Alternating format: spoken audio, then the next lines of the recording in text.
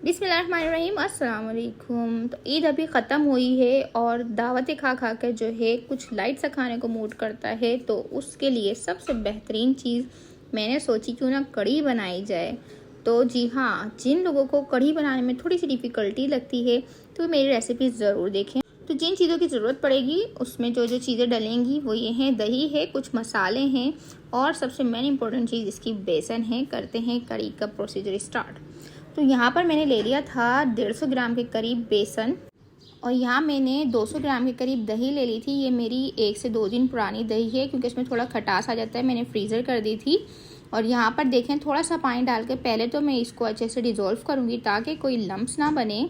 तो स्लो करके आपने इसको जो है मिक्स करना है ताकि गुठली बिल्कुल ना बने और ज़बरदस्त सा स्मूथ सा देखें टेक्स्चर आ गया है। अब जो मसाले डलेंगे उसमें मैंने ले ली थी हल्दी, पिसी हुई लाल मिर्च और चॉप्ड अनियन। अच्छा, चॉप्ड अनियन डालने का अलग ही टेस्ट आता है तो इसमें लाजमी आपने ऐड करना है। और अच्छे से हमने मिक्स कर दिया। यहाँ मैंने एक साथ पीस लिया था लहसुन, अदरक और हरी मिर्च को, तो वो भी मैंने डाल दिया है। इससे टेस्ट बहुत अच्छा आता है। नमक इसमें जाएगा लेकिन बाद में, उसकी भी एक टिप होती है क्यों हम बाद में डालते हैं। अब हमने थोड़ा थोड़ा पानी करके इसमें ऐड कर देना है और अब हम इसको चूल्हे पे पकने रख देंगे। तो जी चूल्हे पे जब हम पकने रखेंगे तो स्टिल आपने जो है इसका चम्मच हिलाते रहना है कि ये नीचे से बेसन इसमें लग जाता है, कि बेसन लगे ना, तब तक हमने चम्मच इसमें चलाते रहना है जब तक इसके अंदर अच्छा सा बॉयल ना आ जाए।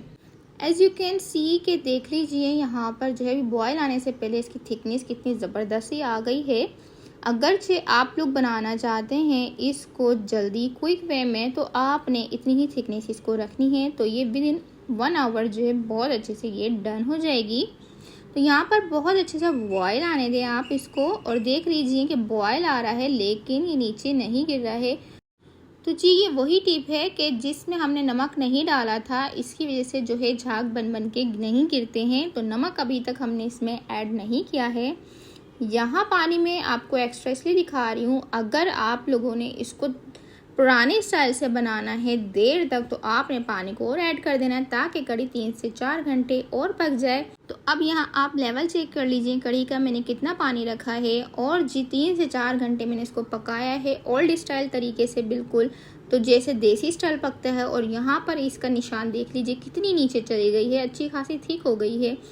चलें चलते हैं इसके पकोड़े बनाते हैं। तो इसके लिए मैंने ले लिया है 150 ग्राम बेसन, थोड़ा सा मैंने इसमें सोडा डाल दिया था और सॉल्ट डाल दिया था।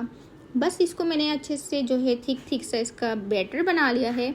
और इसमें जो चीज़ें डलेंगी तो इसके अंदर मैंने ले ली है स्लाइस्ड प्याज, मैंने एक जो है आलू ले लिया था उसको बारीक बारीक उसको काट लिया था, धनिया पुदीना एक साथ काट लिया है, साबित धनिया, ज़ीरा और कुटी हुई मिर्चें। इसमें आप अपनी मर्ज़ी से जो भी चीज़ ऐड करना चाहें कर सकते हैं, पालक, हरी प्याज, कुछ भी आप अपने हिसाब से इसमें ऐड करके पकोड़े अपनी मर्ज़ी से बना सकते हैं। क्योंकि कढ़ी पकोड़े की बहुत सारी रेसिपीज़ होती हैं, हर किसी का अलग डिफरेंट स्टाइल होता है। चलें पकोड़ों को फ्राई करते हैं। यहाँ पर मैंने फ्राइंग पैन में तेल ले लिया है और यहाँ पर जो है अपने एक एक करके मैं यहाँ पर पकोड़े जो डालती जा रही हूँ। तो नॉर्मली जैसे हम लोग पकोड़े फ्राई करते हैं हमने वैसे ही बना लेने हैं इसके पकोड़े। तमाम वेजेस में ये हम निकाल लेंगे और देखिए मेरे 2 वेजेस में जो है ये अच्छे से पकोड़े फ्राई हो गए थे, डीप फ्राई किए थे। निकालती जाऊंगी और मैं जो है पकोड़े देगची में डालती जाऊंगी साथ साथ। बस इसी तरह मैंने दूसरा बैच इसका रेडी किया है। अगर आप चाहते हैं कढ़ी को बहुत अच्छी सी खाना तो इसको जो है देर तक पकाना, क्योंकि ये बहुत देर तक जब तक पकती नहीं है तो इसका टेस्ट निकल कर आता नहीं है। तो तकरीबन कढ़ी को आपने 3 से 4 घंटे तो लाजमी पकाना ही पकाना होता है, जब ही जाकर ये मज़ेदार सी जो स्मूथ सी टेक्सचर वाली कढ़ी बनती है। यहाँ पर हमारे तमाम पकोड़े तल गए थे और हमने डायरेक्टली जो है इसको कढ़ी के अंदर ऐड कर लिया है। और ये जब कढ़ी थोड़ी सी रनी सी होगी और ये पकोड़े जब इसको पी लेंगी तो ये इसकी टेक्सचर और थिक हो जाएगा। अब मैं इसका भगार कैसे लगाती हूँ वो बताती हूँ। मैंने स्लाइस्ड अनियन ले ली थी, थोड़ी सी हरी मिर्च ले ली थी, वापस से वही ज़ीरा, साबित धनिया, साबित लाल मिर्च और मेन इंग्रेडिएंट्स इसका जो होता है वो है कड़ी पत्ता। ये मैंने बिल्कुल फ्रेश लिए थे, अपने घर के उगे हुए कड़ी पत्ता है ये, तो इसकी खुशबू बहुत ही ज़बरदस्त आती है। बघार के लिए मैंने ऑयल डाल दिया था पैन के अंदर और मैंने पहले लाल मिर्च ली थी ताकि जो है ये अच्छे से फ्राई हो जाए। जब ये फ्राई हो जाती है ना तो आप इसको जब कड़ी में तोड़ के खाएंगे तो उसका टेस्ट बहुत ही आला आएगा।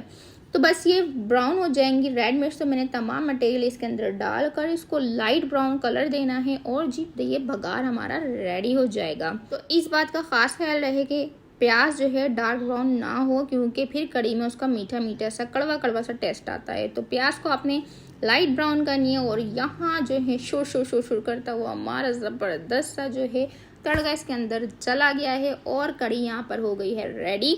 कड़ी को जितना बासी खाएंगे उतनी ही टेस्टी होगी। आप इसको सेकंड डे खाएं रोटी के साथ तो इसका जवाब ही अलग होता है। तो जी अब आप इसको जो है फर्स्ट डे बनाएं तो कड़ी चावल के साथ सर्व करें और सेकंड डे अगर बचती है तो आप इसको रोटी के साथ खाएं, इसका मज़ा ही अलग होगा। सर्विंग कर दी हमने, बहुत ही ज़बरदस्ती रेडी हो गई है। तो जी आप लोगों को मेरी रेसिपीज़ कैसी लग रही हैं, अगर पसंद आ रही हैं तो जाके जल्दी से चैनल को सब्सक्राइब कर आएँ और बेल नोटिफिकेशन भी प्रेस कर दीजिएगा, जिससे मेरी हर आने वाली नई वीडियो आपको फ्री में देखने को मिलेगी।